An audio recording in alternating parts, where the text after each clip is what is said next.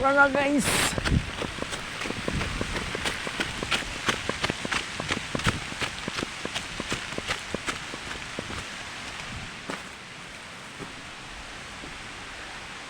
Ay naku, na guys.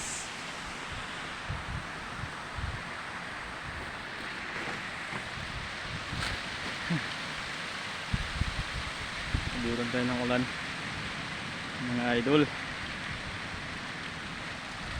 Clearing po tayo ng niyog.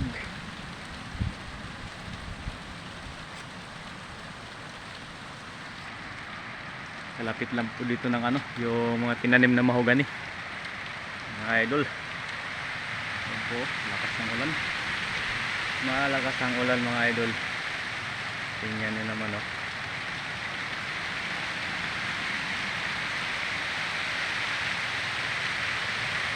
lumuwas na po ang malakas na ulan.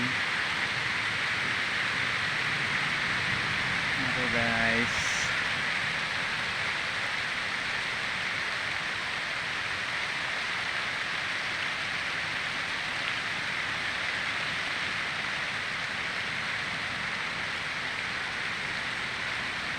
nakakabutan tayo. Ito po yung yung mahogany plantation.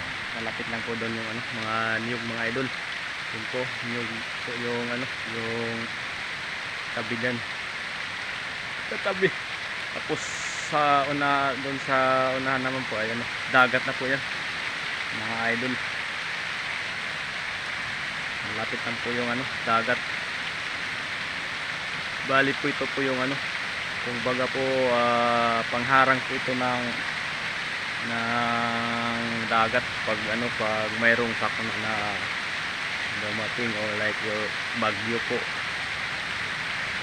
Kasi po dito mapo po yung dagat na po yan pag may bagyo po.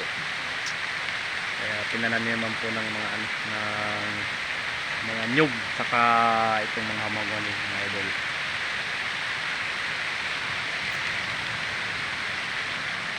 Kumbaga po pangdipinsa po ng ng alon pag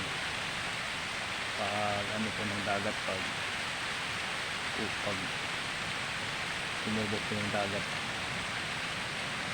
yung alon po. Okay guys, thank you for watching guys. So update ko na lang po kayo sa susunod na mga video po mga idol.